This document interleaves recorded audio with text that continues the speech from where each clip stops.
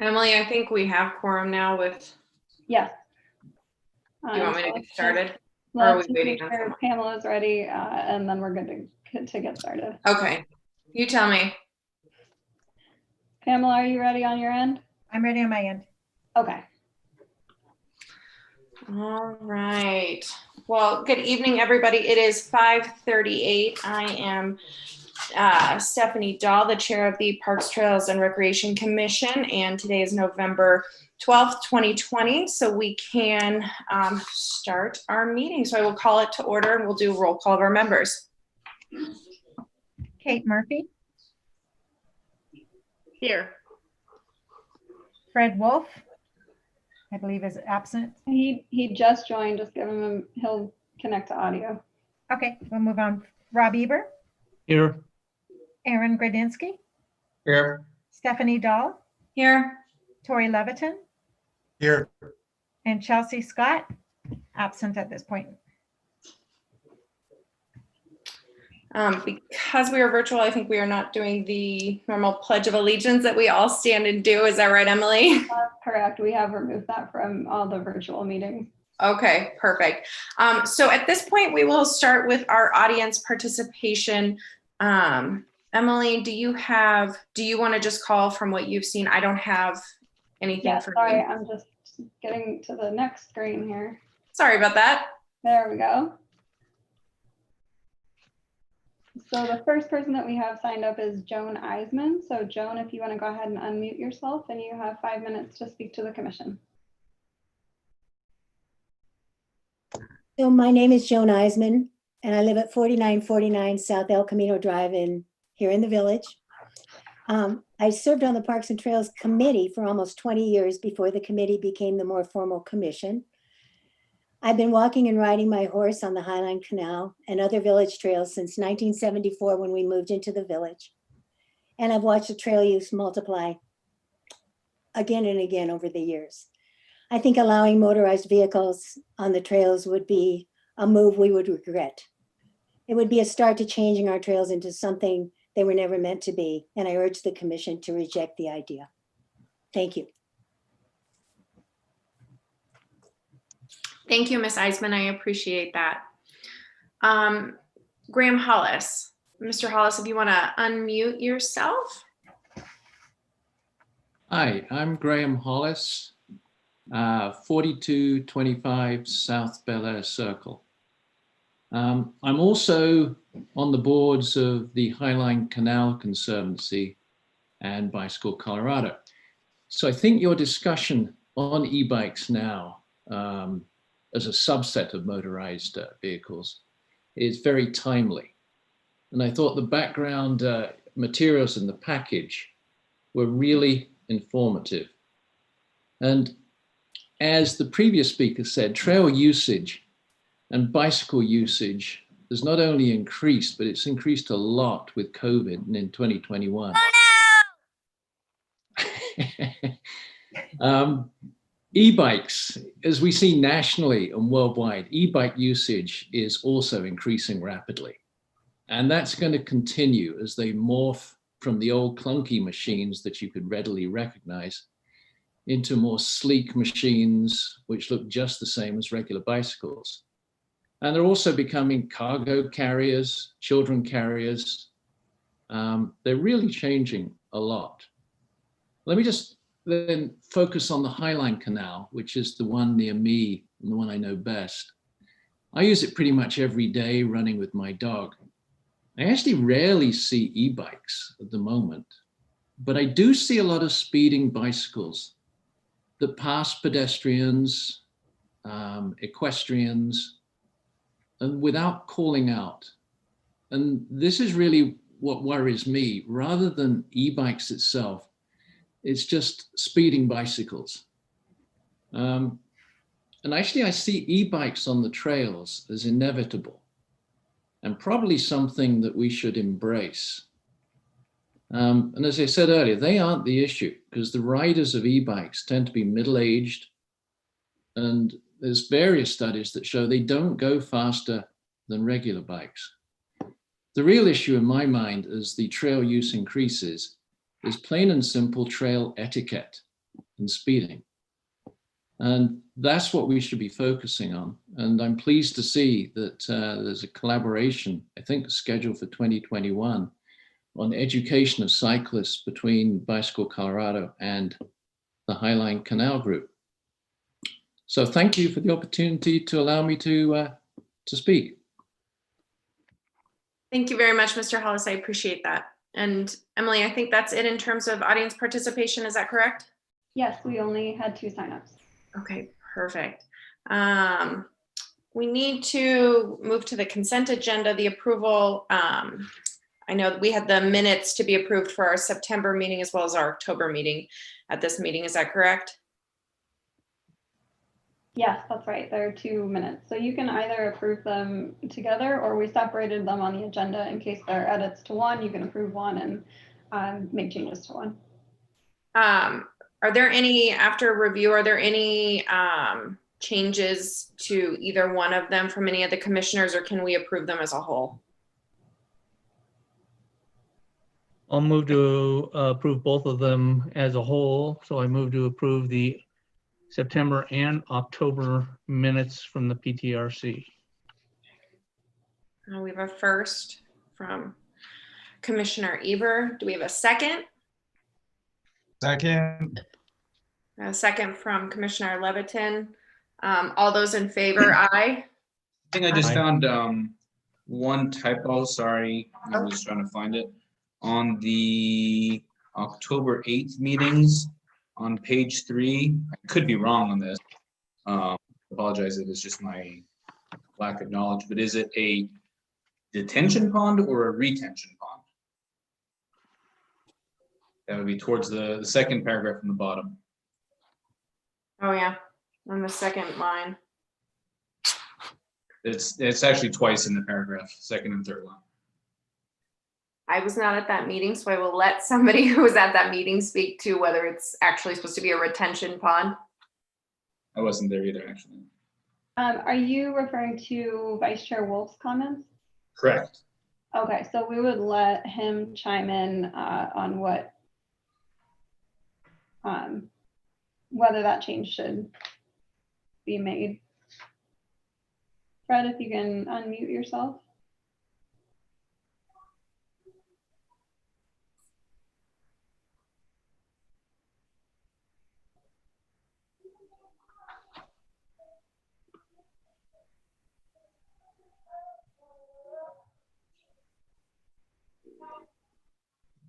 Fred, you are unmuted.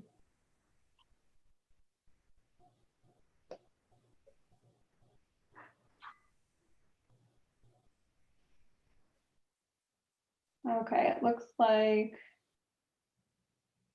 Fred might be having issues with audio. So Ethan, since you're still on the call, would you mind working with Fred to get that fixed?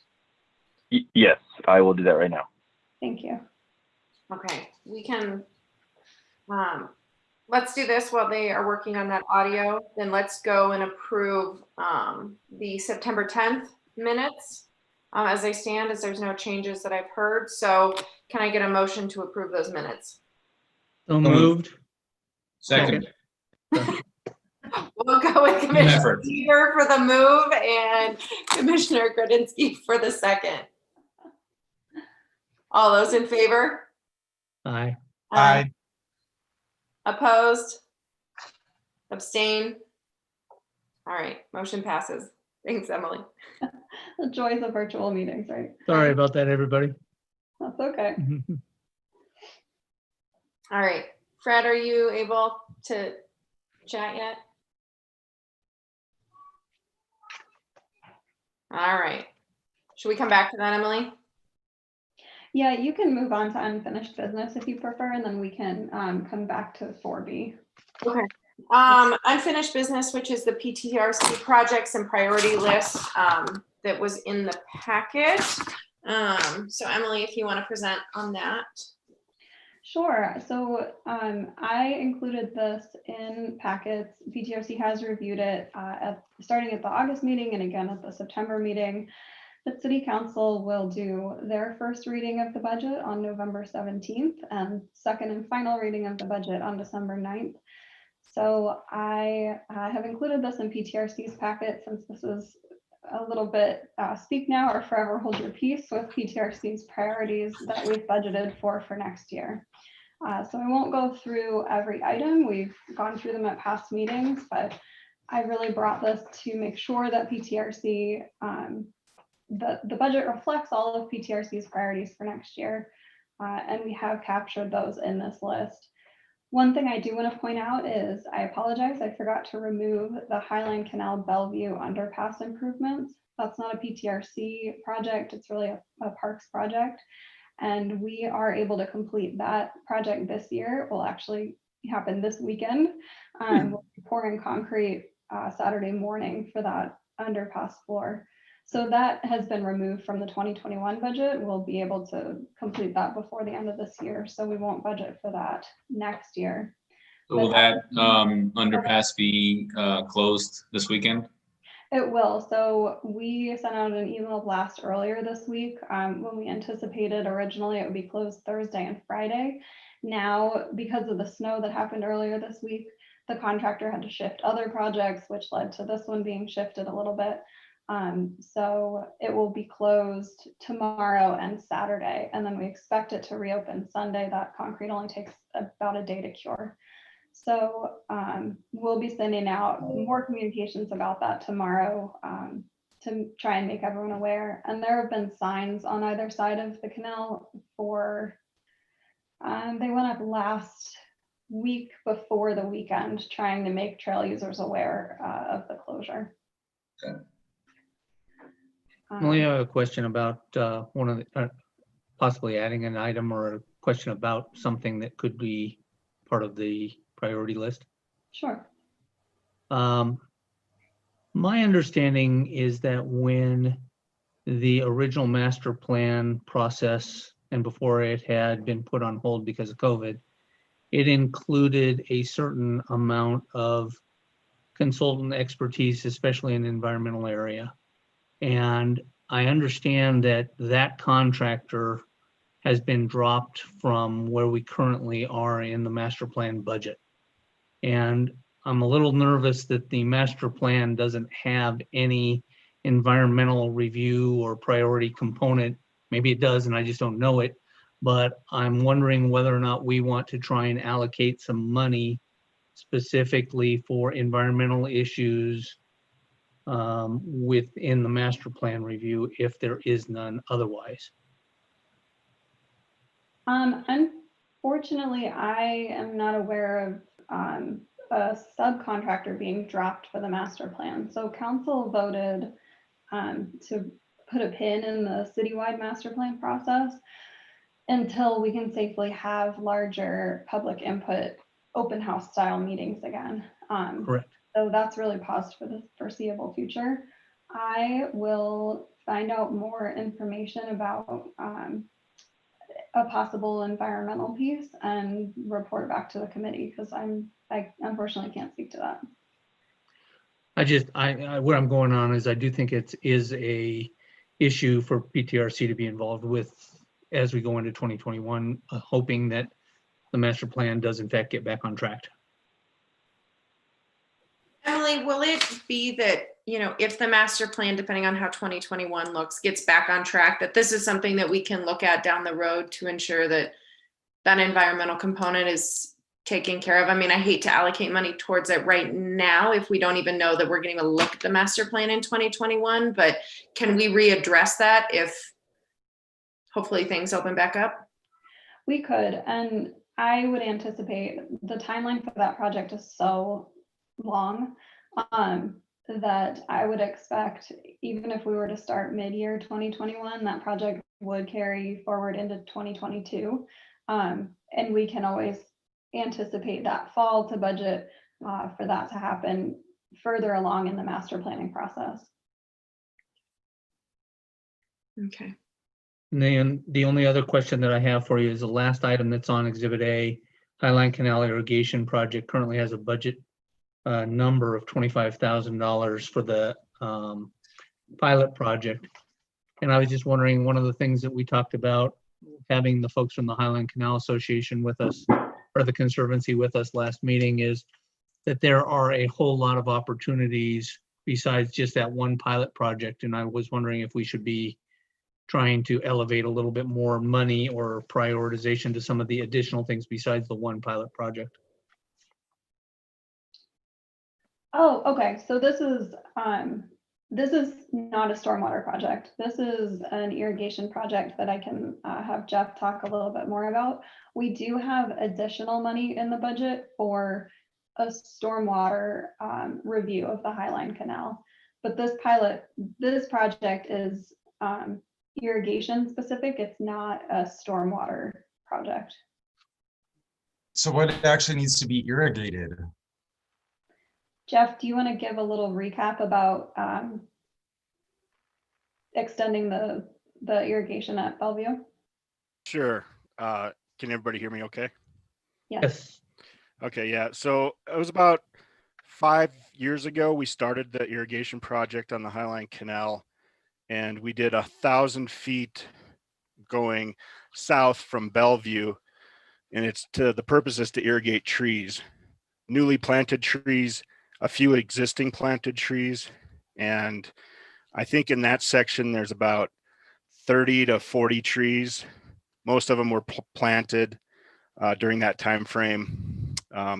And this whole project is just an extension of that to continue that irrigation going north on the Highline Canal.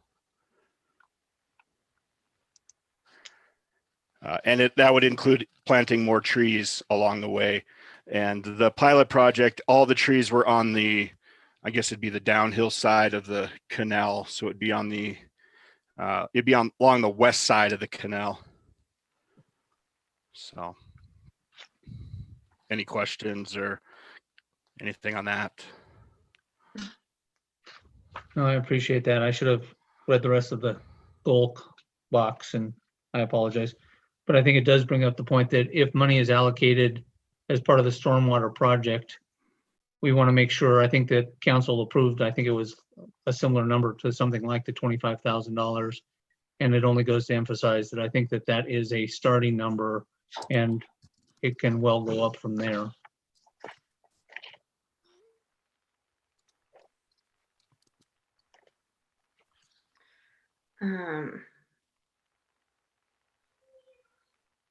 Should So I that be guess- should that be Go a ahead. priority item at all?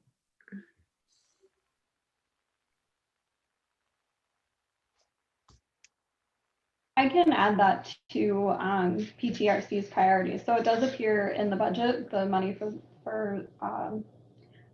more stormwater study in the canal. I just don't have it on this spreadsheet, but why don't I swap out the underpass project, which we're completing this year, and add that so that it stays on PTRC's radar. Great, That works. thank you. Any other comments on the 2020-21 or 2021 budget and priorities list? So it's basically the bulk of it is all on this Hampton underpass for next year.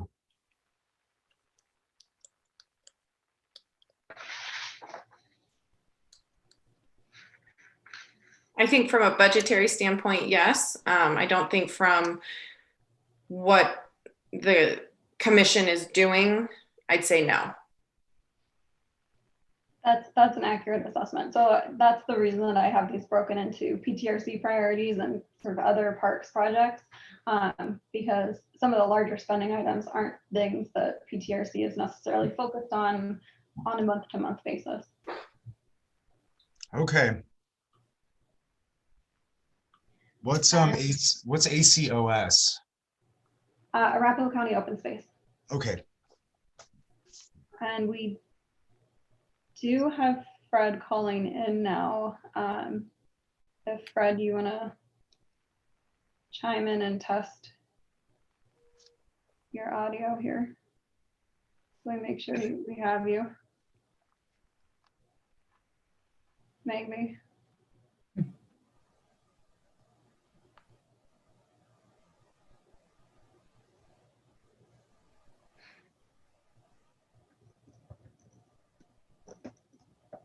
Speaking to the other end of the phone, Fred?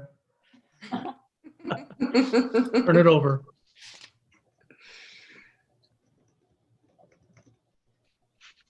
And while they're doing that, I guess the question comes up of, if there was an activity and let's hypothetically say all of a sudden we wanted to buy night vision goggles so that everybody can do a inventory of wildlife, is something like that educational / programming activity. We do have special events being our $21,000, but somewhere in there, if there's additional projects or programming that we choose to take on during 2021, I just want to make sure that we have a placeholder for educational / programming. And I don't know what Yeah. number you put in on it as a budget number, but I think what I'm kind of seeing this is the financial aspect of what we prioritize for 21, but not necessarily the programming or the inventory of what it is that we hope to be involved with in 2021. Yes.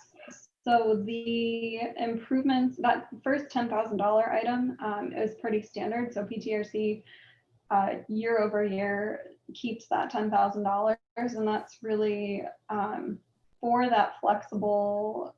You have an idea mid-year, you'd like to spend it on this type of programming, but maybe you didn't necessarily plan all the details of this year and include the details in the budget, but so that you have that $10,000 that's a little bit more flexible for either a fixed improvement in a park or for some type of programming. Okay. So it's there.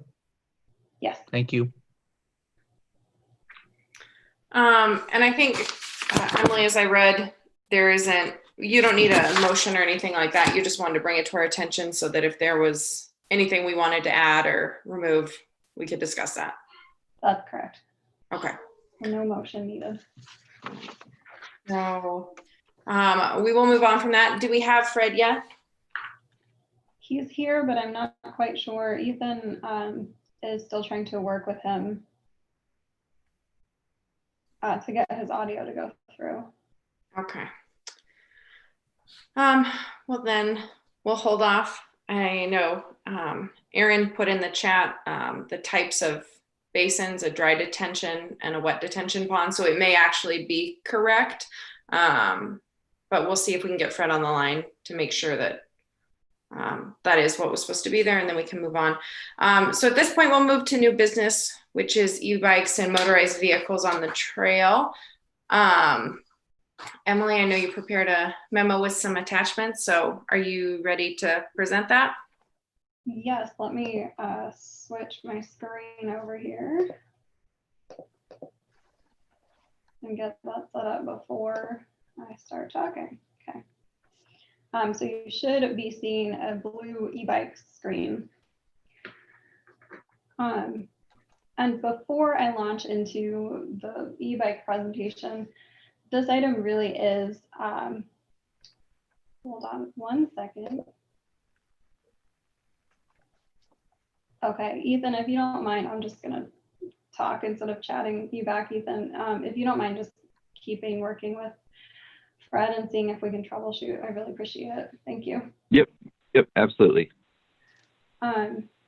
Okay, so this item is more broadly the use of motorized vehicles on trails. This issue, for the background of anyone watching, has come up as traffic on both the city bridle trails and the Highline Canal has increased exponentially during the pandemic. And also in August, PTRC reviewed a request from a homeowner about a revocable license agreement for motorized use of a city trail. City Council ultimately denied that request, but Council did direct PTRC to research this section of the municipal code and consider developing a policy for appropriate use of motorized vehicles on city trails and public spaces. For context, PTRC isn't developing new code language at this meeting. This isn't even really a decision-making meeting. My goal for PTRC for this meeting is really to be able to ask questions, to get baseline understanding so that we're all on the same page about e-bikes in particular, since that's a really crucial part of this motorized vehicle question. And for us to really start this discussion, that's going to take place over a series of meetings before we get to the meat of actually changing or recommending a change to the municipal code with the city attorney. And that change ultimately goes to city council. So this is really step one. I like the plan, how you set it up with the month-to-month goals. Well done. Oh, good, thank you. So for the context of what the code says right now, no motorized vehicles, including gas or electric, are permitted on city trails with the exception of public utility vehicles and emergency vehicles and mobility devices. We also have a speed limit on all of our city trails of 15 miles per hour. That applies to cyclists and equestrians, since we do have equestrians using our bridle trails as well. With that background, I will launch into the specific e-bike background and discussion. Oh, who did we get? Can you hear me? Yes, you have a little bit of an echo though, so let's mute one of you, Fred.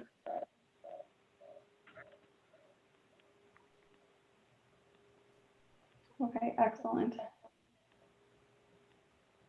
Okay. Sorry for the technical difficulties, everybody. Yeah, I apologize.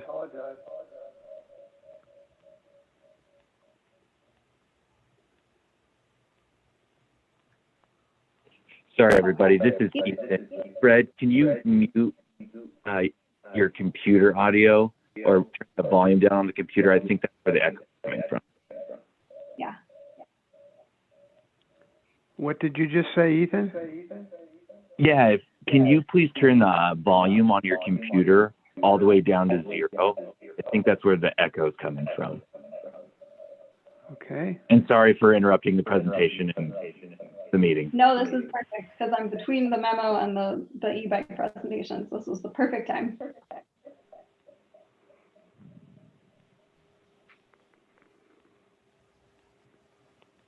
And then Fred, once you do that, you can go ahead and try to talk and hopefully we won't hear an echo. Is that better? Sounds like No, you you're still have. still echoing. So Fred, did you join on the phone and the computer? Emily, I'm on the phone and the computer. Yes, he's using. You need to turn the volume on your computer. You need to turn that volume off. Okay. Because what's happening is our voices are coming through your computer into your phone and back. Okay. I've never touched the volume on my computer ever. So I'm looking for it.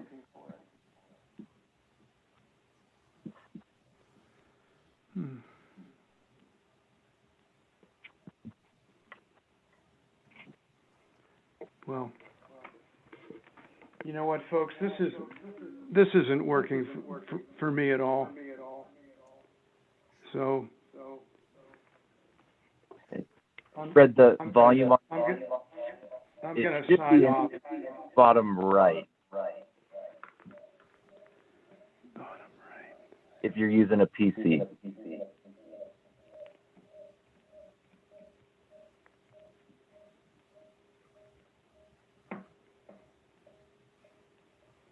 It should look like a little on her screen.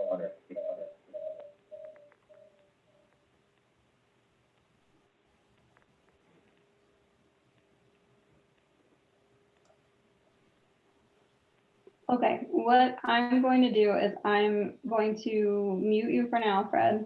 And I will start going through this presentation because you will be able to hear still. So hopefully that will get figured out, and then I'll finish this presentation, open up for questions, and then hopefully we'll have you sorted so that you'll be able to talk and ask questions too. Let me go ahead and do that.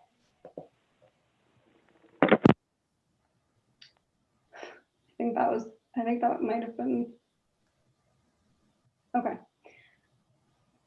All right, back to e-bikes. So obviously e-bikes are a key part of this motorized vehicle discussion, but since they are a little bit more complicated than just thinking of like a car driving on the trail, I have a lot of specific background information about e-bikes. And we also have joining us on the call, Jack Todd from Bicycle Colorado, and he is available after this presentation to answer more specific cycling or e-bike questions that the commission might have. So thank you, Jack, for being here. Okay. So starting simply, what are e-bikes?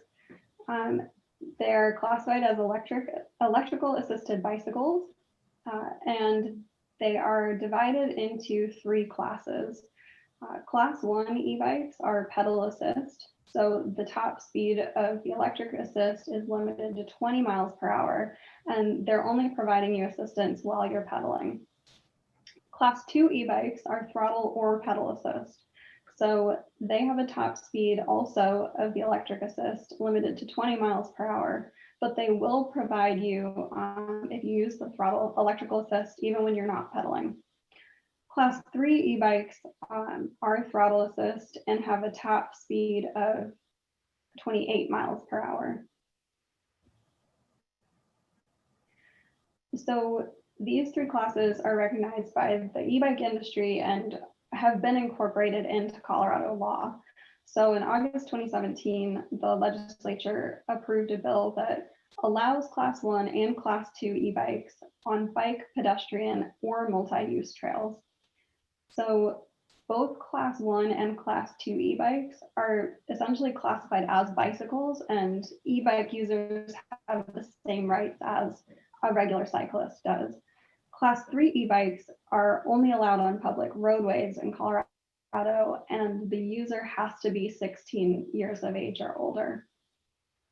This bill also gave local governments the authority to either allow or prohibit Class 1 and 2 e-bikes on trails.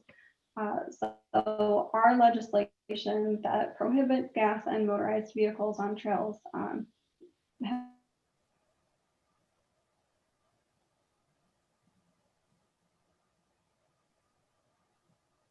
since I believe 2007. Oh boy. Huh? And now we will have my internet freak out. Okay, you should all be seeing a white e-bike. Okay, Yes. I'm seeing Stephanie. Correct. Thank you. Sorry, my internet, it just gave me a warning that my internet is unstable. That's comforting. Okay, so this slide is really to show, can you tell the difference between a regular bike and an e-bike if someone were to ride past you pedaling at a normal cyclist speed? The answer to that question is not really. E-bikes, typically the battery is integrated into the frame, and for a Class 2 e-bike, you would be able to see maybe the throttle on the handlebars, but when somebody's biking past you, it's really difficult to tell. I pulled examples of that picture was a little bit older. These are more recent models of e-bikes, and as you can see, they look essentially like a regular bicycle. So this comes into play in the question of enforcement. Can you tell if somebody is responsibly riding an e-bike past you? And the answer is it's very difficult. So from an enforcement standpoint, it's very difficult to pick out, if somebody rides past you, unless you know all the models of bikes, whether something is an e-bike or a regular bicycle. How are people using e-bikes? There is a whole host of reasons. One is commuting, which is less of a question on our bridle trails in the Highline since it's not very efficient, but people do like them to commute. You can go farther with less effort. Getting out with friends and family and exercise for all levels. This is something that PTRC has heard from public input at past meetings, that if someone is recovering from an injury or a surgery or something, then an e-bike would allow you to still have the mobility that you used to have, and be able to get out and maybe keep up with your kids or your spouse at the level maybe you used to be able to do on a regular bike. And that is an important reason why people use them. I wanted to point out that year over year, the sales of e-bikes are constantly increasing. We don't have, 2019 to 2020 numbers yet, but from bike manufacturers, sales have skyrocketed during the pandemic, which is a similar trend we're seeing with regular bikes. So e-bikes are really becoming more and more popular consistently, and are very prevalent. In terms of what other agencies are doing, this is sort of a roundup of other nearby agencies. In short, most cities, counties, and parks and rec districts in our area do allow class 1 and class 2 e-bikes on trails. Some are a little bit more nuanced. Boulder, for example, has a division between foothills trails and mountains trails and the regional trails. So class 1 and 2 are permitted on their regional and plains trails, but not the more sensitive foothills and mountains trails. Of all the jurisdictions along the Highline Canal, Cherry Hills Village and Greenwood Village are the only two that don't allow e-bikes on the Highline Canal. So everybody north of us, you can use class 1 and 2 on the Highline. Everyone south of Greenwood, you can use a class 1 and 2 on the Highline. And Greenwood will be taking this issue up, I believe, in 2021 as well. But so right now, as it stands, we are a little bit the outlier. And those are all my e-bike facts for you this evening. So I'm happy to answer questions on this issue. And again, we have Jack Todd on the call as well to answer specific questions. And Emily, before we get started, just for clarification, as to kind of the purpose of this is really not, it seems like this is kind of more today is kind of a fact finding, get questions answered, things like that, not to necessarily try and come to any sort of conclusion or I mean, discussion will come up, but we're not trying to come to any conclusion because obviously motor vehicles is a bigger discussion and things like that. So this today is just truly to speak about e-bikes and learn kind of all sides of it and get some information. Is that correct?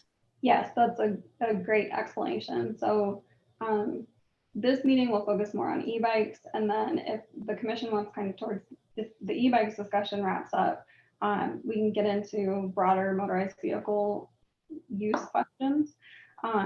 But the idea is really for our next meeting in January to be more fact-finding, more focused on safety and enforcement. I'll be inviting someone from PD to attend that meeting. And then really in February, March, getting into the, should we change the code, reaching consensus, the real meat of the debate will be later this winter. And this is really to get everybody on the same page and to get a shared understanding of other legislation and of e-bikes in general. I just kind of start off, I just have a quick question, Emily. The way I read the code obviously is that no motorized vehicles are on any of our paths, even if they are not using their motor. Is that correct?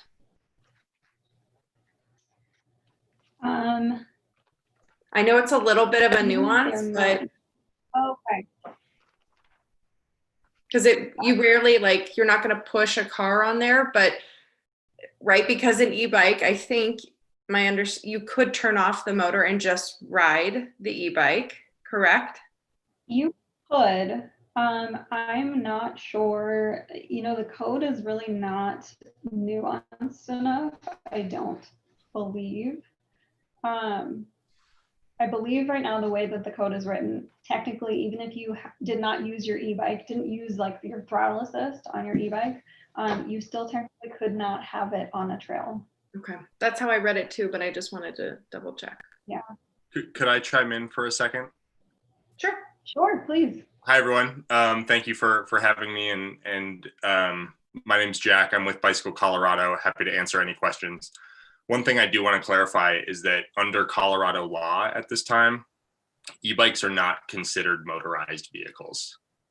That's in Colorado revised statutes. They're not considered motorized. They're exempt from that. So I'll just add that in to inform the conversation.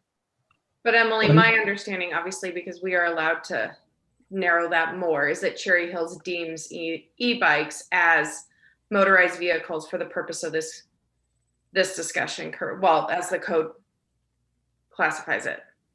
Yeah, so our, whoever worded this either had crazy foresight or was just very particular, but yes, we have written the definition of motorized vehicles under our code is specific enough to grab e-bikes as well, basically. So it's not just that motorized vehicles are prohibited. It's anything with an electric engine or motor. Okay. And the way I look at it is I think it is identifying the object, not whether or not the electric or motor is being used. Mm-hmm. It is saying it is a vehicle that is either wholly or partially propelled by an electric motor or internal combustion engine. So I think the way I read our code is that the e-bike, even when not operating on manual, on battery mode, is considered to be a motorized vehicle under our code. And I think where that jumps into play, and the same thing is at the bottom of our memo that Emily provided us on page 2, it does specifically talk about the Colorado legislature and House Bill 171151, where they specifically said that e-bikes, at least class 1 and 2 e-bikes, are considered to be bicycles. So they are not considered to be motorized vehicles, they are bicycles. And then it does go on the top of page 3, and the last bullet, it does give local governments the authority to allow or prohibit class 1 and 2 e-bikes on trails, which it sounds to me, I was not part of the adoption of 11380 or whether it included electric bikes at the time, but that's where I think e-bikes fell into play as being prohibited because the state would allow them, but Cherry Hills went further and said, no, they are motorized vehicles under our code. So I Yes, think that's correct. to frame the discussion, I think the whole thing is whether or not we want to change or add to the code to allow e-bikes or be more in conformance with state law, or if not, what restrictions we want to have on e-bikes. And I guess I probably would like to hear from any of the commissioners on what they have heard, what has been shared with them. Obviously, we had our audience participation earlier, sharing with us. I know we've had audience participation in the past, both for allowing e-bikes on our trails and also against, and keeping the code as it is. So can any commissioners jump in about people they've talked to, experiences they've had, and we can kind of start there? If I'd like to comment, and my father, who lives in the city of Denver, just got an e-bike and loves it. I think there's a lot. I think we should focus, rather than prohibiting e-bikes, focus more on making sure they're safe and actually putting more emphasis on the other section. I think we need to reword this. And I loved how you pointed it out that they don't even have to be using, if you're going to push a car down the trail, even that's illegal. I don't know how to reword it though. I think we need some help with this as far as that goes. But once again, in summary, I don't think we should be prohibiting e-bikes. I think we should be trying to make sure that they're being used safely. And that would relate more to making sure that the second section that we need to address, which you said we'd need to kind of wait on, that's the area that we need to address more. And hopefully looking forward to talking to the police department about that as well. So I don't think we can get people to stop using them. And I know they've already been in the trails, but I don't see them as innately any more dangerous than regular bikers. And that's where we should focus our energy on, is safety with bikes, whether they're e-bikes or manual. I don't disagree. I think that's a little bit putting the cart before the horse in terms of hearing from, what our residents think in terms of whether they're there or not, just because, I mean, I think, if somebody breaks a law, that doesn't mean that because people are doing it, that we should get rid of it. And I'm not saying we should or we shouldn't at this point, but I do think we need to have the discussion first about e-bikes questions. I know Mr. Todd's here, so if we have questions about kind of e-bikes and what they can do, what they can't do, any statistics he has, things of that nature, would probably be a good place to start right now. And let me jump in and tell you that my experiences while I've been out on the trails, I 2 meetings ago, I told you about an unpleasant experience that I had with somebody who was very adamant that I could do certain things with my ideas and asking them about e-bikes. Since that time, I have had additional conversations with people on the canal, none of which have been confrontational. Most people do not know that e-bikes are not permitted. My involvement has been specifically on the canal, not on some of the other bridle trails. So I have less anecdotal evidence at this point for bridle trails. But even with respect to the Highline Canal, most people do not know that e-bikes are not allowed. Even residents of the village, despite the fact that we have been putting in the crier for the last couple of months of the crier, are notifications about e-bikes. Most people that I talk to don't know that. I have had discussions specifically with people who have come in from Denver and onto the Highline Canal, and they don't know it, let alone the village knowing it. So I do think we have a little bit of a two-pronged issue here of, one, educating village residents about it and getting an input on that, but notwithstanding that, and especially because our Hampton Underpass is about to bring a whole lot of folks coming from Denver, that what we're going to do if we keep it as a prohibition for e-bikes and have all these people coming to the Cherry Hills line and then not be able to enter, so to speak, and what to do about that, because my bet is that most of the people will just ride on anyway. But I will tell you that anecdotally, my evidence is, oh, we didn't know that. Oh, seems like kind of a silly law. Oh, we're safe riders. So what's the problem with an e-bike? That's what I'm hearing. I'd just like to make the observation that, the horse is out of the barn and it's not going back in. And so I think it would be a defeatist position to take, where we're going to be the only portion of the canal that prohibits it, where we can't possibly enforce that regardless. So I think we're better served to embrace the future. The future is now, and instead proactively put in some guidelines and limitations to, control, as Commissioner Leviton said, ensure some sort of safety and try to enforce speed limits regardless of what type of vehicle we're talking about. And I do have a question as to whether or not in the code we make any differentiation between the trails and the bridle paths. Is that an area where we could make a point of demarcation as to what is allowed? Are you referring to like the on-street bike paths, like on Quincy versus the bridle trail?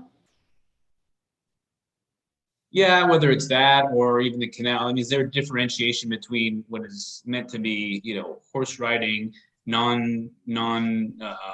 paved or gravel path where people do walk, bike, run as well? And could that be an area for safety purposes where we have more strict limitations as to what is allowed and isn't? Sure. So right now it's not differentiated between surface type or between the Highline specifically versus bridle trails. But that is something that PTRC could consider as we move forward with changing, with any possible changes would be divvying up types of trails and what's allowed, to make that more specific. Well, and following that I think comment, that could be an area of opportunity for us. Following that, I do think that the part of your memo with the possible monthly schedule, even though we have had this on our agenda and we've been accepting public comment on it, I do think that as hot of an issue as this is, I do think that a specific public meeting or public input session specifically saying we want to know the community, or a poll on the website or something formally to seek public comment on this issue is an important factor for us to consider. Thank you. I was going to ask the commission how they feel about the sort of nice thing about usually we skip December having BTRC unless there's something very time sensitive. So our next meeting would be in January. That meeting would give us a couple months in advance to advertise and say that PTRC is looking for feedback, is looking for public input for that meeting, and then maybe also for the February meeting, and be able, we're far enough in advance right now to be able to get that into the December issue of the Crier meeting in order to really solicit feedback from people. Is that something that PTRC would be interested in doing, is publishing that call for people's opinions? So is this an open solicitation to what you think about e-bikes on trails? Is that what you're suggesting? It could be whatever PTRC prefers. So I don't know that I would necessarily confine it to e-bikes. I would probably publish something that was broader to motorized vehicles on trails, since that's really the larger issue. But we are largely addressing e-bikes. I mean, while this does include things like those one-wheel roll things that people are using, and it, electric scooters, things like that, it includes. But I think our biggest issue of what we're trying to address here is e-bikes. Well, I would say though that I would include everything, only because I think it's a slippery slope. Is it a golf cart? Is it, because I think we're going to need to address it for everything, rather than just trying to piecemeal this, or it's going to be an ongoing discussion for years to come, which sounds terrible. So my thought is to see how we can address this as a whole. And so that includes e-bikes, those scooters that you can rent, golf cart, like just any motorized vehicle. And do we need to have, per a lot of other municipalities, they have different classifications that say, it's this CC or anything like that. And so, really looking at that, I don't know, but I think for me, it would be helpful to have some public comment about where they are at and how our residents feel before we really kind of opine, because regardless of how I feel, I think as a commission, we represent the community. And so I want to hear from them. I kind of take the opposite and feel like we need to do some study analysis and take some sort of straw man position before we solicit feedback, because otherwise everybody's going to be upset with whatever we end up with if they express their opinion first, and then what it ends up looking like is nothing like what their opinion reflected. Well, right now the law is that they're not allowed. So we are reviewing that provision of the code and want to know what people think about whether to change it. So the default position is what's already in place.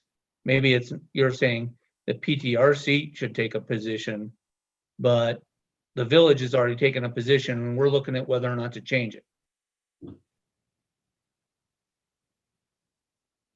Yeah, I was more saying if we had a more refined proposal to change that default position and laid out the reasoning behind, we say yes to this, but no to that. Yes to this type of trail, no to this type of trail. Yes to this type of vehicle, no to this type of vehicle. And then solicited opinion. And we've had, thoughtful, reasoned analysis. Does that put us in a better position? I like what Mr. Hollis had to say, as well as what you said, Aaron. It's like the horse is already out of the barn. Like, I don't see how this is like viably, like, to prohibit it. It's clearly not worked. Like, how many e-bikes have already just unlawfully been on our trails now for how long, since this code was enforced in 2007? How many thousands and thousands of e-bikes have come and gone and have never gotten in trouble for it? So it's like, I don't see how prohibition is going to hold. It hasn't worked. So I hope we can really focus on safety rather than preventing it from happening.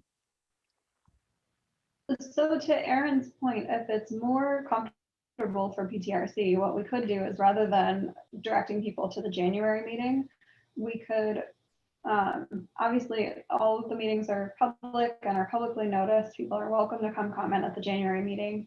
But if PTRC would like to talk more with PD, do a little more fact finding and start to solidify an opinion or a proposal, we could do that at the January meeting and then heavily advertise the February meeting more in the context of PTRC is suggesting a possible change to do this, to allow class 1 or to allow class 1 and 2 or to allow class 1 and 2 just on the Highline or whatever position you feel is appropriate. And that would give the public something to specific to react to, rather than just having an onslaught of different opinions that might not even apply in this case. So that's another possible option, would be to move forward with January as sort of a regular meeting, talk more about it, and then specific public input in February. I'm fine with either one. I do, I guess maybe before we decide, while Mr. Todd's here, I read through the packet that Boulder produced about speeds and things like that. And I think a further question for PD, and maybe Emily, you can look into this, is kind of from an enforcement piece. And I'm not talking about just e-bikes. I'll get to a question for Mr. Todd, but in general, speeding on, I'm going to reference the Highline Canal, because I have been on there and I've had bikes fly past and almost hit me. And I have no idea if they're motorized or non-motorized. I have no way to know and or tell, so I don't know. And so more my question would be is, Emily, in terms of when the police, when the PD comes to speak with us in January, can we have some sort of, what is this going to cost to actually enforce speed? What is it going, like, regardless, because I think, look, if we're going to say still no e-bikes are allowed on our trails, are we going to enforce that, or are we not? Because right now we're not. If we are going to say, yes, they are we going to enforce speed on both bikes and e-bikes? Like, so I think just what is the cost of that going to be? Because it does, I think, help to frame all of our minds if they say, look, it's going to cost an additional $100,000 a year. It's very different than if it's going to cost an extra $5,000 a year to enforce. So I do think that number would be helpful to me anyway, as a part of this discussion, as we just also talk about speed on the canal versus, and I know we're talking about the motorization piece, but I think that's why we're talking about the speed. So yes, so I will ask PD for estimates of different types of enforcement that they might be able to provide on top of what the regular patrols on the Highline and bridle trails that they already do. Okay. And then for Mr. Todd, I know I looked at the Boulder packet and it talked about speed of bikes versus e-bikes versus non-e-bikes and things like that. What are you seeing from kind of your perspective at Bicycle Colorado? how fast are most people traveling? Not, are they using the e-bike portion, the throttle? Yeah, so it's a good question. I think on the whole, there's a misunderstanding about what e-bikes are, and I would say that Jeffco Open Space is a leader in doing research here, statewide and frankly nationally. They have done a lot of just in-person outreach to people. You know, setting up a tent on their trail system, asking people to take a survey about e-bikes, and then getting them on an e-bike and having them take a survey again and seeing how their opinions change. So Jeffco Open Space has really done quite an amazing job there. And what is shown is that there is this misunderstanding. And after people ride one and experience one, they often come down on a different side of the coin. If they, especially if they were firmly against e-bikes. So that's one thing I would say as far as the public comment period goes. To Commissioner Grodinski's point and Commissioner Leviton's point, the horse is out of the barn, and so, you know, asking people to weigh in before having that policy in place, I think, could lead to a lot of misinformation if there's not some education to go with it. Generally, we know that e-bike users are older adults, which matches the Cherry Hills Village population in some regard. I'll say that my mom works at Kent Denver, and she rides to work all the time from Englewood, and so she is on the Highline occasionally.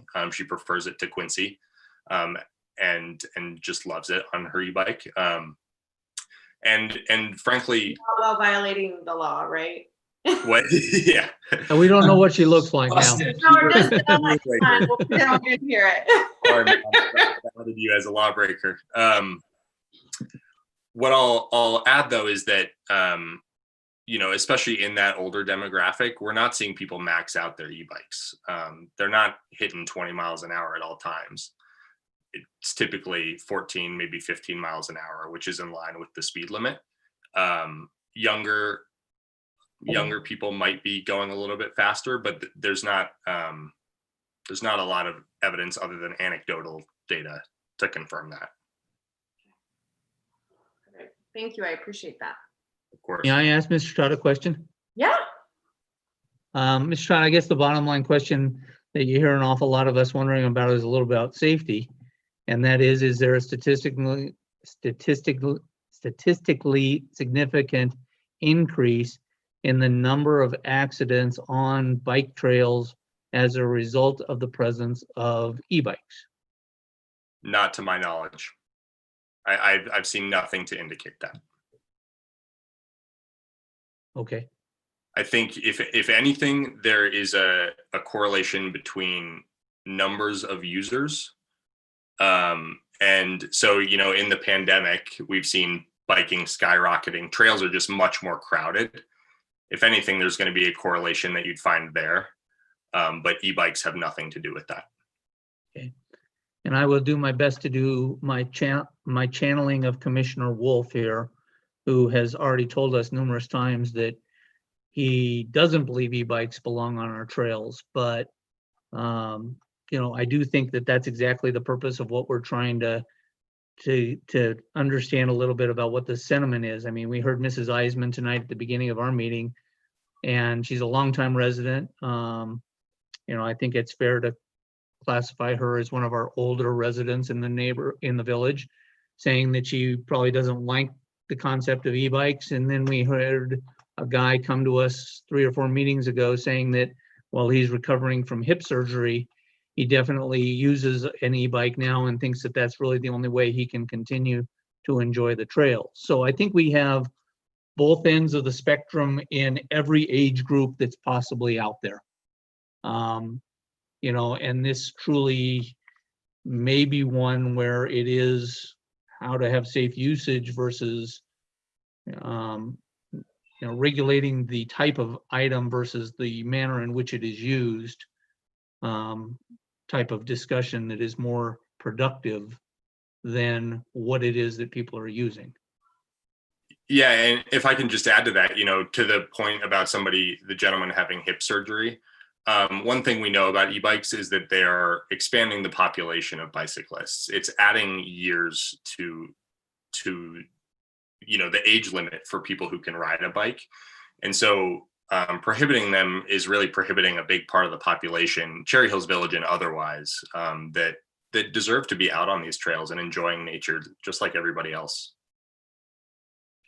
Thanks. And I think the other piece that goes with this is we've spent a lot of time talking about the canal versus some of our lesser used bridle paths, but we do have a number of on-street trails that many of which are even paved.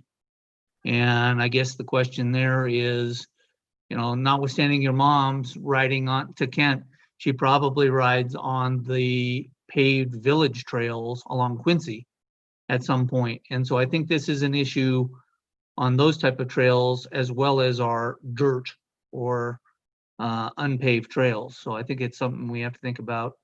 And even, Holly is an on-street trail that doesn't even have any differentiation between the street other than placement. And so I think, maybe we allow, certain types of things on that different than we would on an unused bridle trail is something for all of us to think about as well.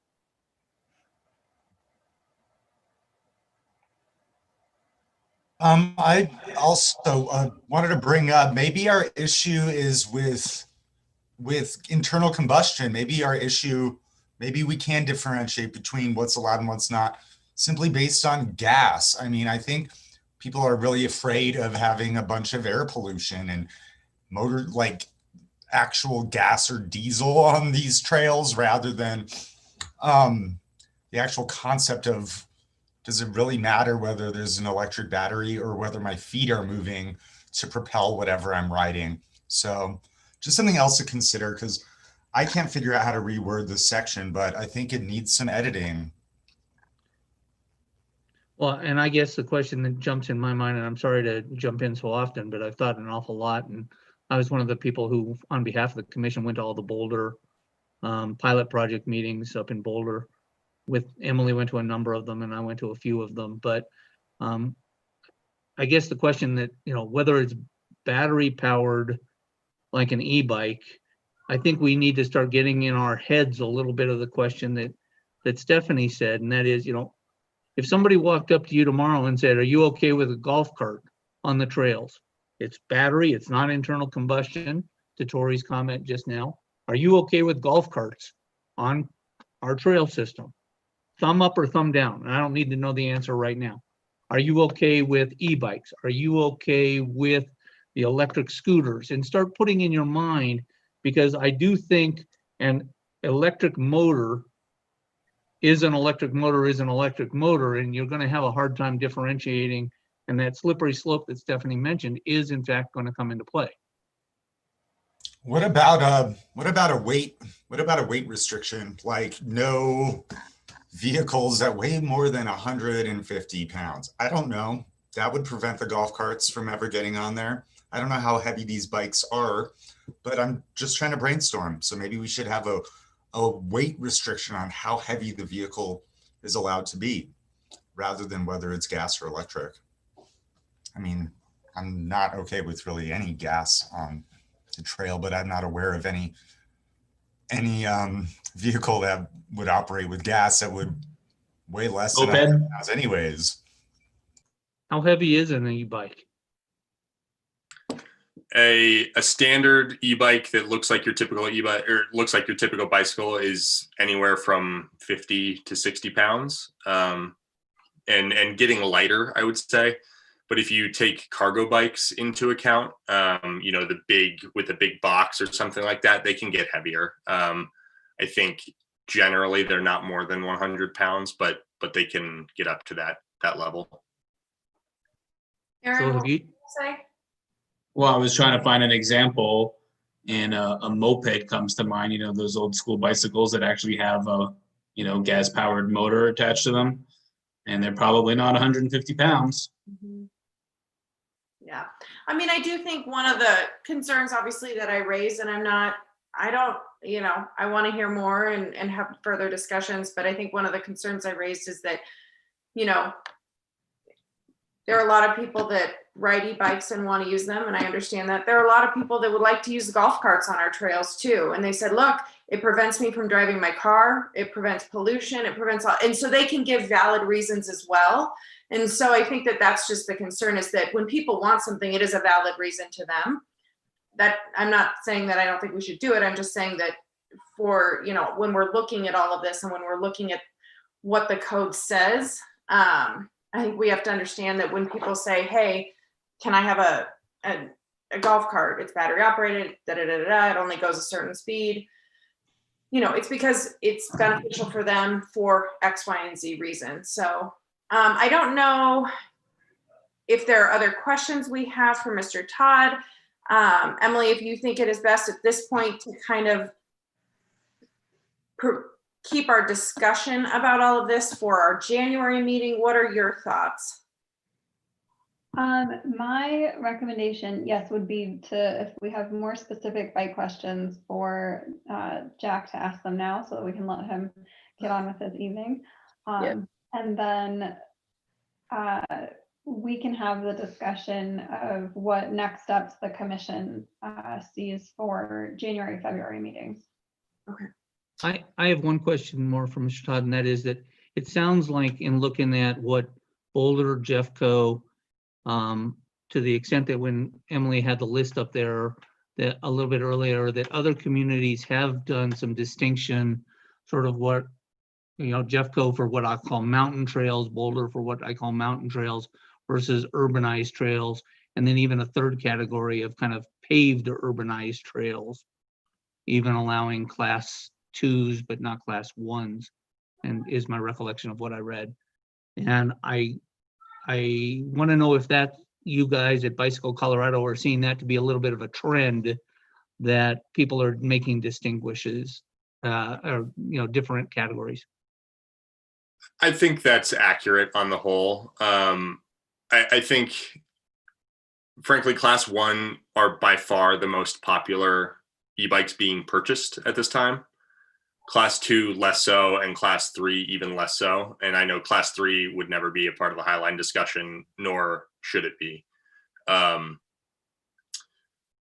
Ultimately, I think it's splitting hairs a little bit, but certainly understand if you don't want a throttle device on your trails. It is hard to distinguish, and so it gets back to the enforcement question of, you know, class 2 bikes you can choose to pedal. You're not exclusively using a throttle. And so in that case, it's effectively a class 1, but if it has a class 2 label, are you opening yourself up to a ticket? It's, yeah, 6 or 1/2 dozen. Commissioner I Murphy. think we should just, you know, for our next discussion on this, we should have a very simple matrix where we define and differentiate the types of trails in our network, whether it's paved, whether it's gravel, whether it's dirt but maintained, or just completely unmaintained, wild, and then define the type of vehicles, whether it's a non-motorized bicycle, tricycle, unicycle, class 1, class 2, class 3, motorcycle, you name it, and then fill in the boxes. Which ones do we feel are appropriate for which types of our trails? And that is basically the outline. And then we pay some lawyer to write it up the way it needs to be. And that's kind of the discussion that's happening more than class 1 and class 2. I think it's surface type. So typically paved and soft surface, which is Highline Canal, class 1, class 2 are typically allowed. When you get into the more like, you know, less maintained perhaps, or, you know, more mountainous trails, that's where people are drawing lines typically. I think that's a great idea. I think if we can look at all of our different trails and what we have, because I don't think, you know, I appreciate the way the code is written, but, you know, I think we're going to need to be a little bit more specific if we're going to look at allowing things. If we're going to take a blanket no, then fine. But otherwise, I think we do need to be specific about which trails, which motor vehicles, and any restrictions and see what we kind of want to do. So Emily, could you, for our January, sorry, I'm like, can you do this? Can you do that? I really apologize. But can you put together just the types of trails we have?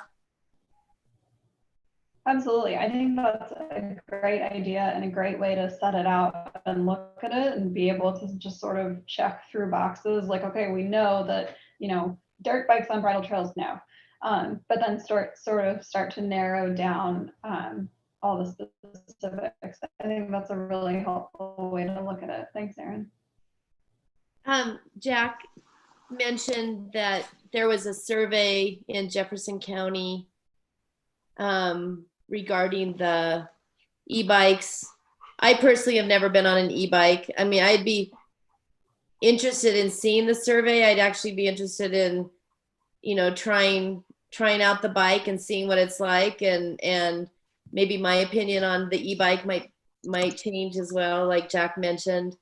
Maybe that's something we should look into. Maybe as commissioners, if nothing else, maybe we look at the survey, we try it out, and then maybe we form, we come back, circle back, and then go forward with what Erin was saying. Maybe having something drafted up, looked up, by an attorney, just something to think about. But I know so little, so it's hard, and I haven't experienced one, so I feel kind of naive in making a decision on something that I've never been on, so. A question, Emily, do you know if the police department has that equipment where they sometimes do like speed surveys where they put the wire across the road and it measures the speed of traffic that goes over it? You know what I'm talking about? Those are actually, I shouldn't speak out of turn. I know that we have traffic counters like that. I'm not sure if they measure speed. My understanding is they're not effective for bicycles. Bikes, but that is one of the reasons that I want to ask PD to come to the next meeting is because to give PTRC an overview of the tools that they do currently have, and then possible tools that we might be able to acquire and use in the future, and what they think would be most effective. So hopefully the next meeting we'll get more of a snap of enforcement side, and speed is a huge part of that. Jack, are you aware if any such tool exists? There are certainly speed counters that do work for bikes. I know the city of Denver uses them. We actually have one, maybe even two in our office that we could probably coordinate with you. I can't make any promises, but they certainly do exist. Well, and I'd be curious even to add that whether or not PD is aware of any other jurisdictions and what they're doing specifically about enforcement of e-bike issues.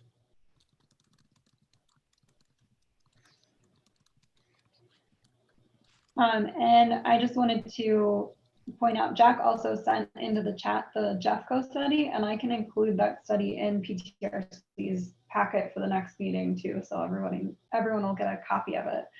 So we'll be able to talk more about that as well.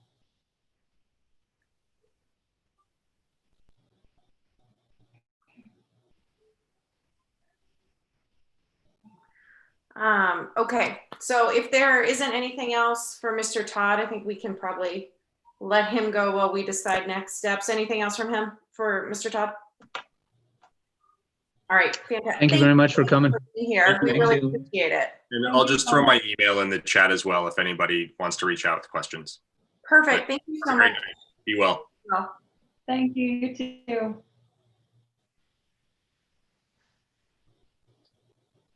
Okay, Emily, I think maybe at this point we can kind of chat about next steps and what we want to do, and then we can finish up with the rest of our agenda. Yes.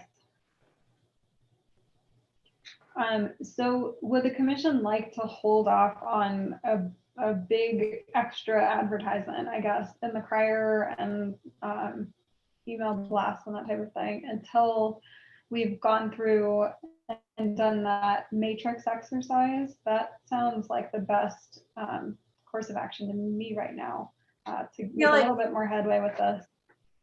I was just gonna say, I feel like having that and speaking with the PD might give us a better grasp to have kind of a position and then to do kind of for public comment. So to Aaron's point, I feel like that January might serve us well to speak to PD and do the kind of the matrix, and then we can look to February for public comment once we've kind of gone through everything.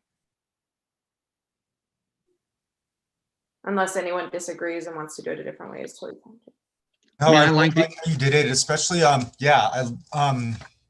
nice job, Emily, with you and Jessica on getting this stuff out in the crier. Is that really our only way for outreach?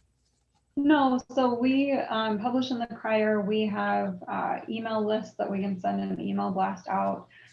We put it on our website, and then on social media, we use Facebook and Nextdoor as well.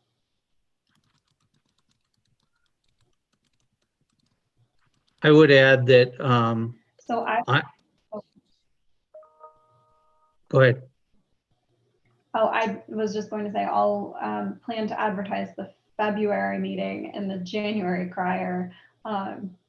That's the meeting that PTRC would like public input, and in the crier, since it'll be so far in advance, we'll just have to put something like PTRC is looking for feedback on their policy or on their proposed policy, which will be decided at the January meeting. I will wordsmith that and send it out to all of you before I send it out. My only comment with respect to that is that I have too frequently been on the wrong side of public citizenry saying that you've made a decision and now you're coming in and getting public comment. And so the idea of coming up with a matrix sort of what we think before the public has given us an opportunity to tell us what they think sometimes can come back and has bit me in the butt in the past.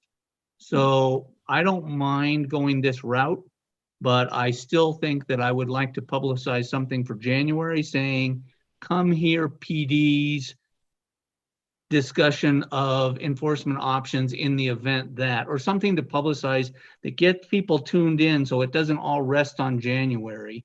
So the only thing that I would caution is I do not, because I know PD will be very unhappy with me if I advertise it this way. PD does not want public input on enforcement, if that makes sense. I understand that, but all I'm trying to do is get people tuned into the issue as early as possible. February is our formal public comment. Okay, hopefully we can at least tell them what we're thinking about, but I've done matrices like this. It has X's, yes and no, and yes and no, and the public has routinely told me that I have no business filling in the box until I've asked them. I do think that maybe what we could use January as is really it's a fact finding. And then I think we will all be clearer kind of where we stand in terms of facts, right? From a administration standpoint, what is the cost going to be? What are, what trails do we have? What are the restrictions on each of those trails currently? Things like that. I don't know that we need to go as far and say it is our position that this is it and that is what we're going to send out, because to your point, Rob, I think that things can change when we hear from our citizens and things like that. So I think we have to be careful about how we state it, but I do think that, looking at January is truly a fact finding for us so that we can get a little more clear on our position, knowing that public comment is also input into our position about where we will ultimately be. The decision has not been made. I had looked at the January discussion with the PD as a component of that fact finding, inviting people to come be part of our fact finding. My other concern is that meeting is going to be, if we're trying to do all those meetings together where we have the questions for the PD and it just, I think this is it's weird because this is a bit of a complicated issue, even though it isn't. And I don't want to have, I think to Emily's point, I don't want public comment going to turn into, PD, why don't you enforce this? Why don't you do that? Because that's actually not why we're here. Right. And so I think that we just need to be careful. And so how we word it, I think, is important, because I don't think that decisions have been made. I think that we can say, look, we're going to fact finding in January with this piece of it, fact finding in February with this piece of it, and we will make a decision then and move on with it. But I just am afraid that if we combine those two, we will spiral down to a place that we were never intended to go. And it'll be a real long meeting. And Aaron loves long meetings, but I know the rest of us, no. Discovering that I'm ADD, never diagnosed, but I think I'm self-diagnosing. So why don't I plan on, I will come up with a draft of language that we could use to explain, what the PTRC has started the discussion and is going to continue to learn in January. And I will wordsmith something like the meat of the public input you would like to hear from is in February. Since you're still learning about, all the ins and outs and enforcement and everything else, so that hopefully people can be made aware, and then we'll be able to move through these next steps a little bit more smoothly. And I'll send that language out to all of you so that we'll be able to make sure that everybody's comfortable with it. Okay. Thank you. Thanks, Emily. Is Fred on the line that he can tell us if he meant detention or retention pond? I believe that he hung up his phone, so he is listening in, but won't be able to talk to us, is the understanding I got from Ethan earlier. Okay. See the chat function there, Fred?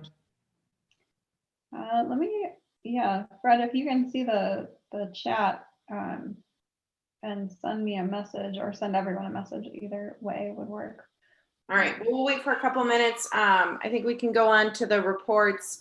I know I was absent last meeting, and the only thing I had is, and Emily, I didn't see it in the minutes, but you may have. I just wanted to see if you could provide a quick update on the status of the violation of the bridle path easement that, was a very long meeting. And I think that they have decided to not go forward on anything, because I think where we left it was that we were going to meet to go over, walk the property. And so I just wanted to kind of, for the record of what we're doing now, that I think they've withdrawn that application. Is that correct? Yes, so they did withdraw that application. And so it will not move forward planning and zoning or come back to PTRC. It's effectively closed at this point. Perfect, thank you. The only other thing I had to add is, since I am the liaison for all these special events, obviously nothing's currently happening, so I have nothing else to report for everybody. So I will just go, who's in order on my screen? Commissioner Eber. Thanks very much. Try and just go through a number of different things. We already mentioned the e-bike discussion that I had with a number of people on the Highline Canal. Separate from that, I have been getting a lot of discussion as I have been out much more on the Mansfield between Dahlia and Colorado Boulevard piece of Mansfield. Approximately 2 years ago, I want to say, there was discussion within the city about what to do about speeds on Mansfield. Mansfield there also has an on-street combined pedestrian and bicycle pathway. And a number of people have approached me about the fact that speeds are still way too fast on Mansfield, even with the lower speed limit.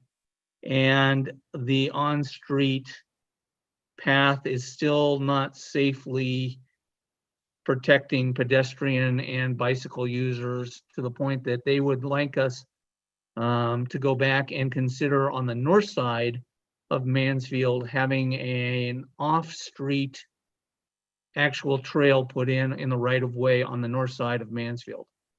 And when this came up 2 years ago or so, there was a lot of discussion from the village as a whole about trying to redo traffic speeds, in particular on Mansfield, but traffic planning throughout the village. And nothing's happened yet with Mansfield. And people are pushing me to put this back on not just PTRC's agenda, but a village agenda to get Mansfield narrowed, lowered speed, separate trails, do something that is beyond just the scope of PTRC, but has the PTRC component of an off-street trail on the north side. So I'm reporting it. I would like us to see if we as a whole village can do something about Mansfield and come up with a better plan so that people don't have to tell me that their kid gets off the school bus on Birch or Cherry, whatever that street is, and they still have to dodge cars. I had one person who lives on the neighborhood north of Mansfield tell me that as he pulled out into Mansfield early in the morning with the morning sun, he almost hit somebody and doesn't want non-motorized vehicles in the confines of Mansfield.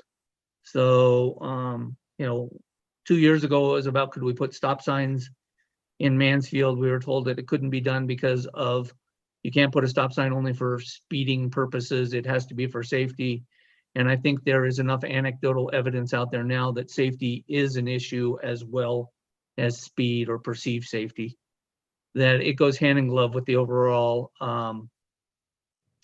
trail issue of putting in the pedestrian trail on the north side. So I would like us to consider formally the issue of north side pedestrian trail on the north side of Mansfield and combine that with a request that the village figure out as a whole what we want to do, if anything, with respect to Mansfield. Secondly, with respect to the general question of right of ways within the village, because we have some on-street trails that are in the right of ways and in other places where, even though they're on-street trails, they basically have gotten to the point where the right of way has been either fully landscaped or fully blocked so that people are walking literally in the street, not in the right of way. That is the off-street piece of the village piece. And so I've been asked by a number of people to try and come up with a policy on what to do about right-of-ways, specifically where there are on-street trails.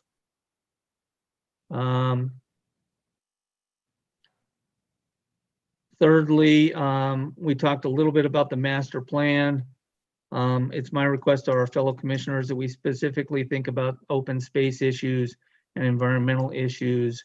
Obviously, with COVID, there have been a whole lot more people out and about, and environmental issues seem to be much more predominant than they were historically.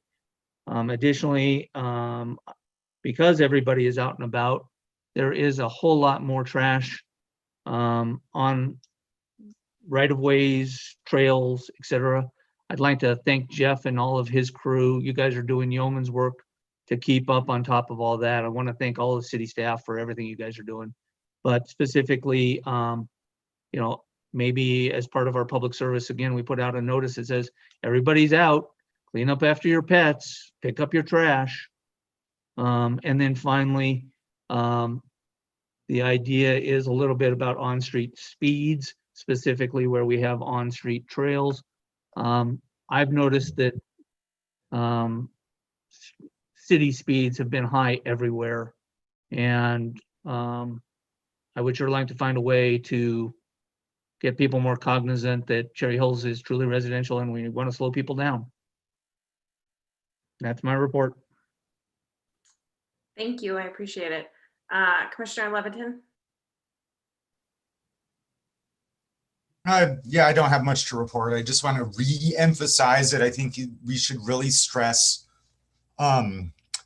addressing the safety regulations. I'm sorry, Commissioner Wolf. I know it's troublesome, but I don't think prohibiting the e-bikes is working.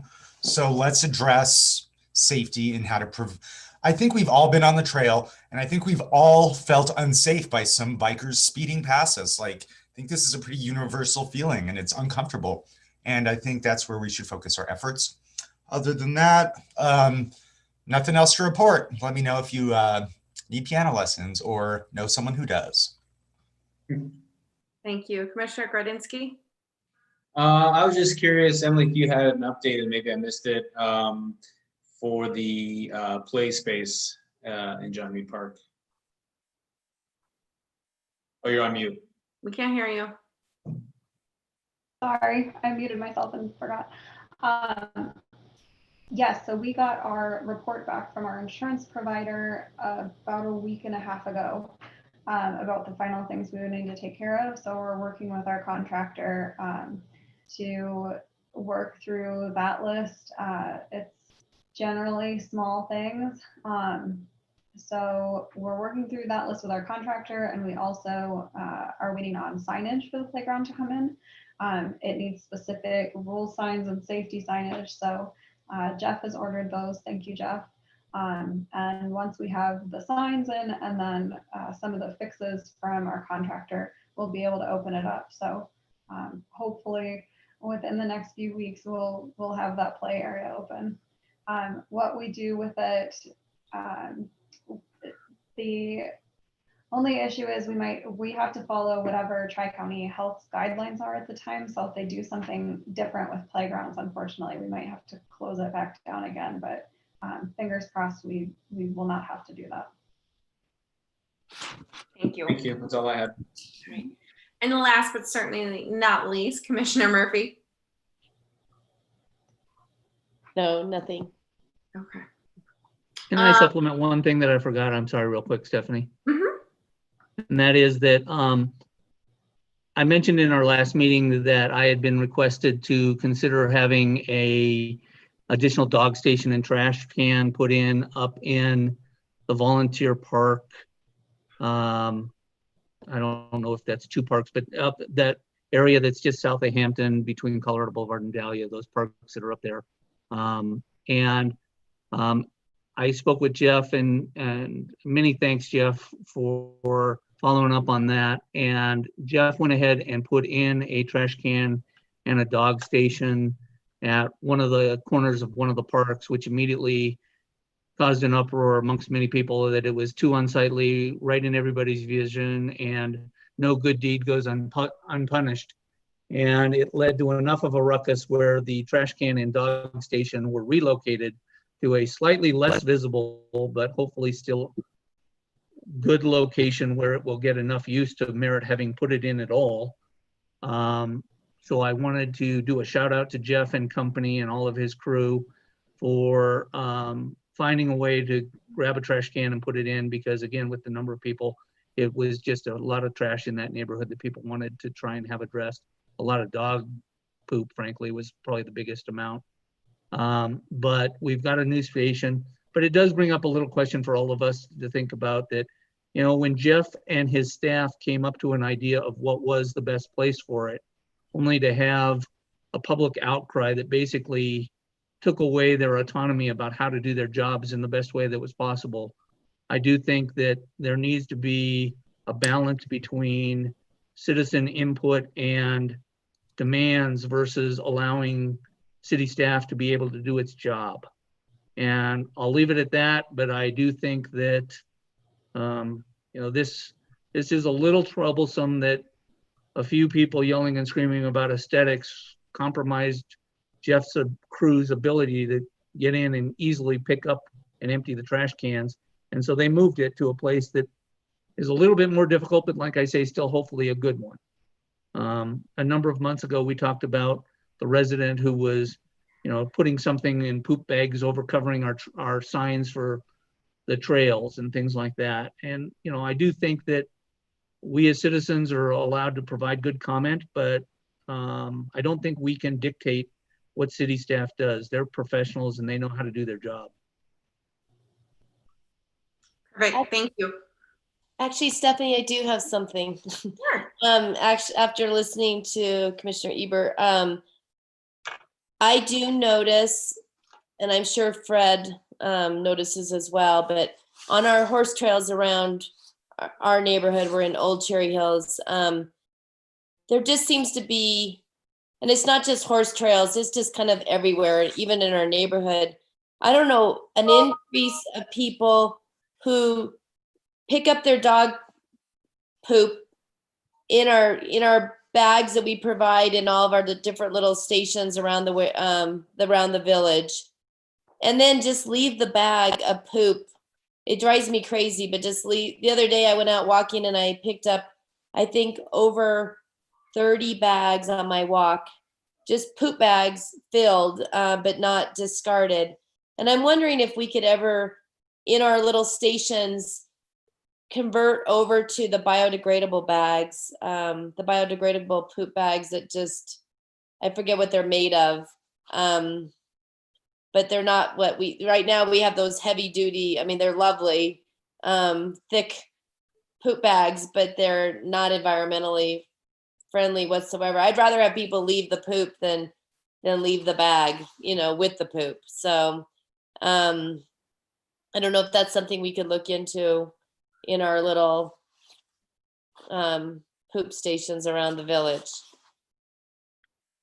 Okay. Perhaps while we're teaching them to ride bikes slowly, they can also learn to take their poop bags with them. I think we just let everybody know that if they can't clean up their poop bags, then we're just going to put unsightly trash cans everywhere so that they Yes. can't use them. So No, it's really gotten bad. mhm. I've never seen it this bad. It's terrible. Thank you. Emily, staff reports. Yes, so the first is just to remind everyone that BTRC typically does not meet in December unless we have something, an application or something that's time sensitive. We don't have any applications in or anything very time sensitive this month coming up. So unless someone has something I don't know about, we would cancel the December meeting and move forward to January. The next item is the Highline Canal signs. If you recall back to March, you were the last meeting, I think, before shutdown happened. And at that meeting, we reviewed, or you reviewed the Highline Canal signs and signing package that was planned to go up on the Highline. That project was delayed due to COVID and just logistics, but it is moving forward now. So City Council will take your recommendation from March to participate in that signing project and review that at their December 9th meeting and hopefully opt to participate in that program. We are lucky to get half of the funds for our signs will be contributed by Arapahoe County Open Space. So they will be contributing 50%, and I apologize, I don't have it in front of me. I believe it's $19,000 to our signing project, and then we will chip in the other half that was budgeted this year. So hopefully that will move through council smoothly, and we'll be looking at getting those signs installed. But just to remind you, if you're talking to a council member and it comes up, that recommendation was made back in March. It's just the project is only ready to move forward now. So they'll be looking at that December 9th. And my last report is that I will be bringing you probably at the January meeting a draft policy for Allen Hutto Memorial Commons and how that will be used. Council asked PTRC, rather than forming a subcommittee, which was the original plan, we'll have PTRC and the Art Commission both look at a draft policy about how to use that space and give their input and bring that to council. So we'll have the commissions do that as a whole rather than forming another small group and having to coordinate during COVID. It's just a little bit clumsy with all the virtual meetings. So we'll look forward to that in January. And I have no more reports. Jeff and Pamela are still on the line, so maybe they do. I don't have anything to report. No, I don't either. Thank you. Thanks. All right. Well, before we go, since we haven't heard from Fred, I'm assuming I haven't seen anything pop up in the chat. I'm just going to ask that somebody make a motion regarding the approval of the minutes of October 18th. I move to approve the minutes from October 18th. October 8th. I Second, second it. All right. Commissioner Murphy, second. All those in favor, say aye. Aye. Aye. Opposed? Abstained? Motion carries. As always, thank you, everybody. Emily, Pamela, Jeff, thank you. You guys are amazing. We appreciate all that you do for us. So thank you, thank you. And I know we're not meeting in December unless something changes, and you will let us know. So everybody have a safe holiday. And please stay safe, stay healthy. And we will look forward to seeing everybody in 2021, where hopefully it's better than 2020. Fingers crossed. So thank you.